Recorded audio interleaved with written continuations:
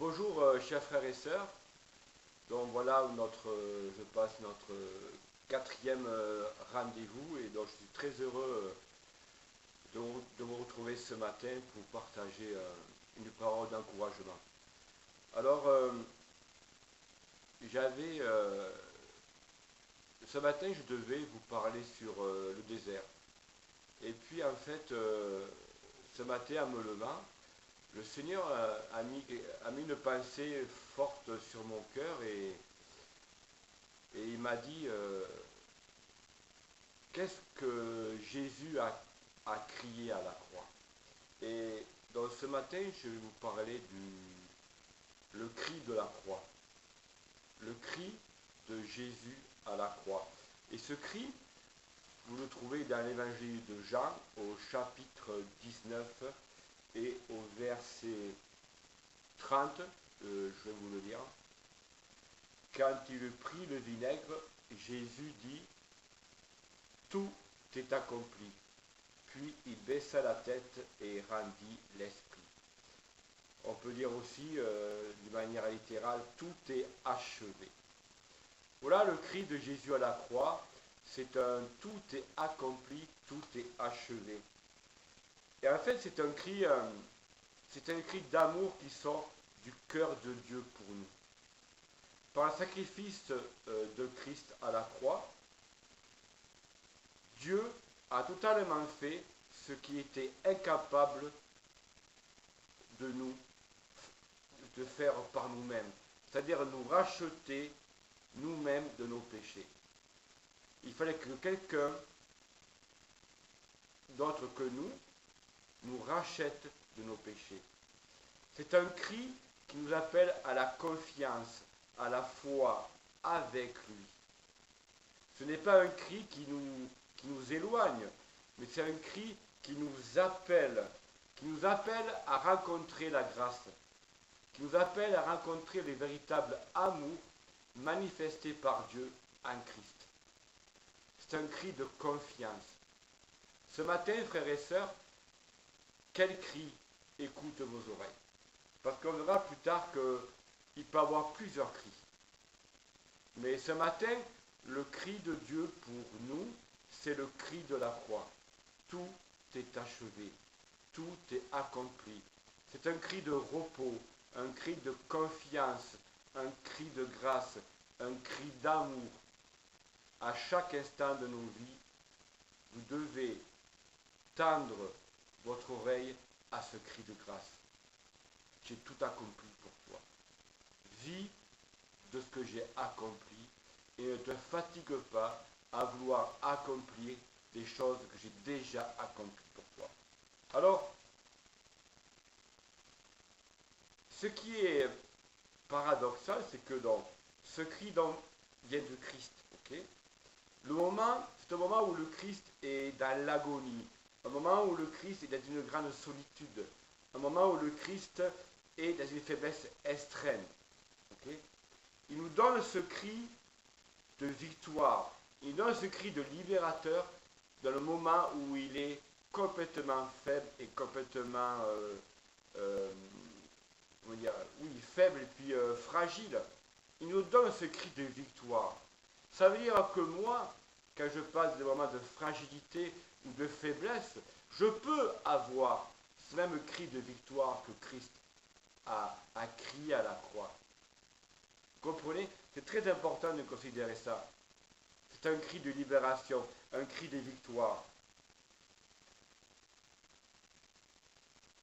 C'est un cri qui dit, maintenant, vous êtes conviés à la table de la grâce du Père. Par mon sacrifice, j'ai ouvert le chemin qui mène à la maison du Père. Vous pouvez y aller maintenant. Vous pouvez aller à la maison du Père. Même pas, vous devez taper pour entrer. La porte est déjà ouverte. Par ce cri de tout est accompli, la porte de la maison du Père est ouverte. Vous rentrez et vous mangez à la table de la grâce du Père. Tous les mets qui sont là sont des mets succulents. vous n'avez rien à payer, tout a déjà été payé par moi, par ce cri. Il y a trop de chrétiens qui restent en dehors de la maison de la grâce.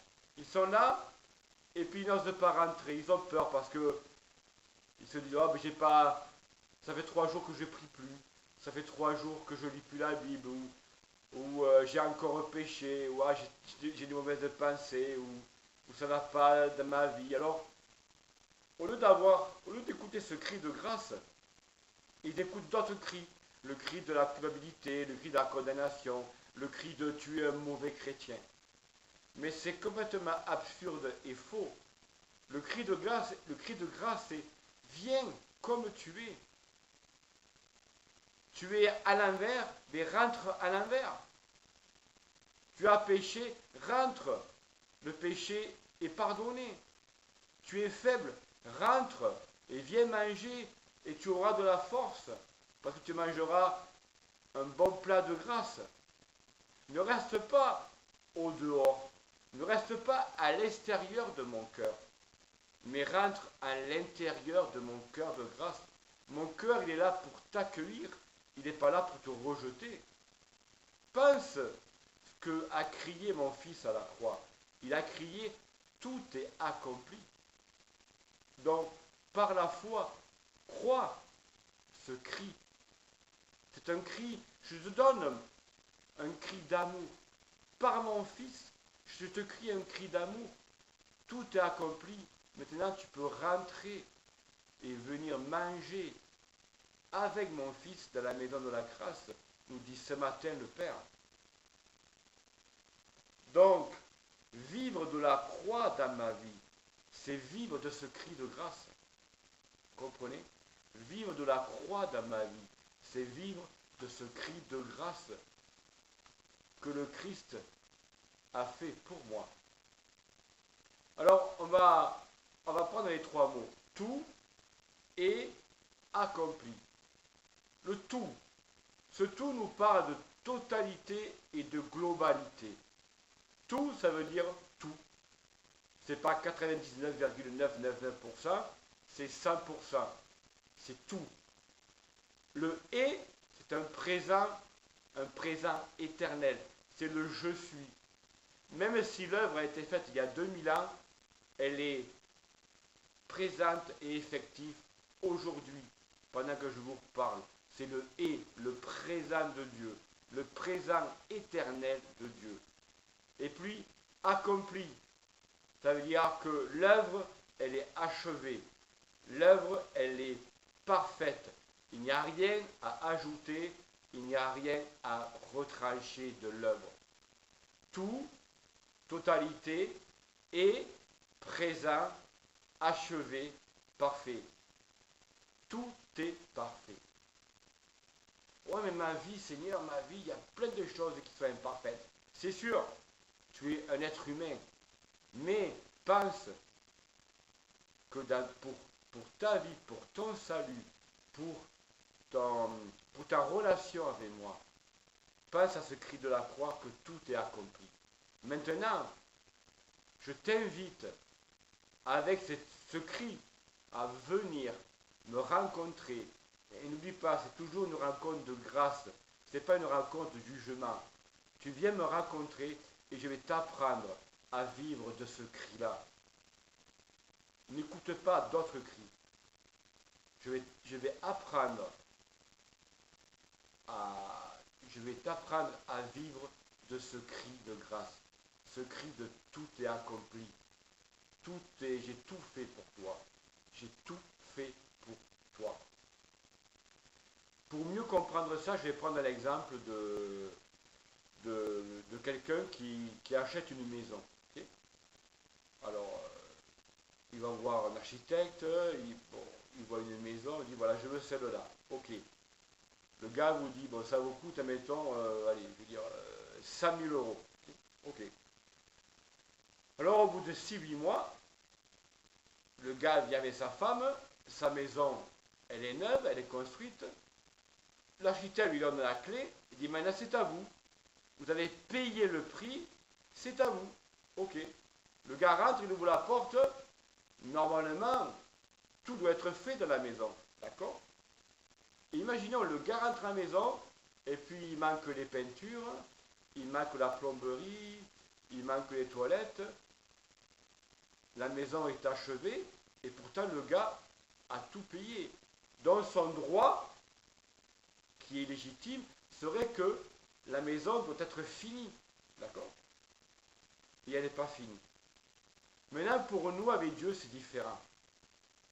Vous comprenez, c'est que Dieu, par Christ, a tout payé. Tout est fait. À la croix, le Père a tout payé. Il a payé le prix de mon rachat.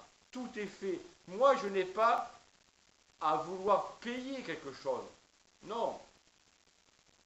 La somme, elle est parfaite.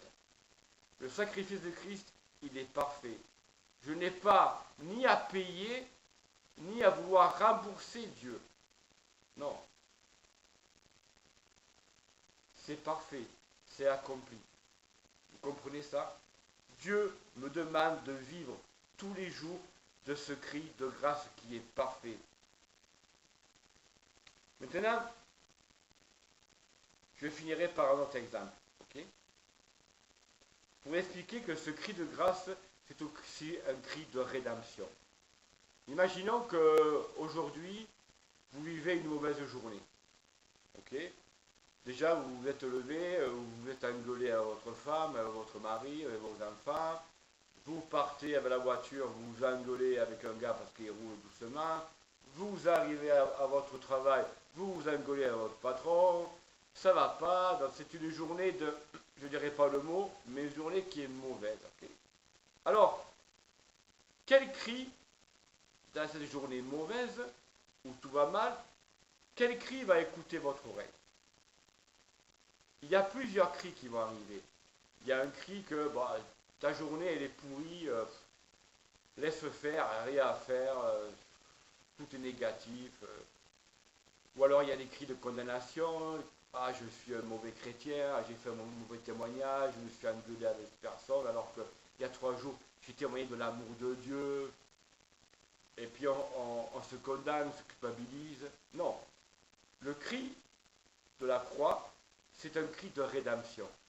C'est-à-dire que c'est un cri de rachat. C'est un cri de liberté. Tu t'engueules avec ta femme, et bien quand tu rentres du travail, tu lui donnes ce cri. C'est-à-dire c'est un cri aussi de pardon, un cri d'amour. Ce cri de rédemption, c'est un cri qui nous appelle à renouer des relations qui sont brisées. On n'est pas obligé de rester avec ces autres cris dans nos oreilles. Vous comprenez? C'est un cri de rédemption, un cri de rachat, un cri qui nous appelle à vivre dans le nouveau.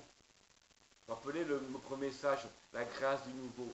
Mais ce cri à la croix là, c'est un cri qui nous appelle aussi à vivre dans la grâce du nouveau à chaque instant. Donc oui, donc ce matin, j'ai vraiment à cœur de vous parler de ce cri, le cri à la croix. Ce cri qui est présent et qui nous invite à vivre dans une grande liberté en tant que chrétiens. Qui nous invite à ne pas nous replier sur nous-mêmes ou à ne pas craindre Dieu, mais au contraire, à aller à la rencontre de la grâce de Dieu. Chers frères et sœurs, ne restez pas dehors de la maison de la grâce. Mais au contraire, si vous avez froid ce matin, rentrez vous réchauffer au feu de la grâce. Vous avez faim ce matin, rentrez, mangez les mets de la grâce de Dieu. Tout est à vous. Ce cri de la croix, c'est un cri qui vous dit, tout est à toi, j'ai tout accompli pour toi. Tout est à toi. Viens mon enfant, viens prendre ce qui est à toi.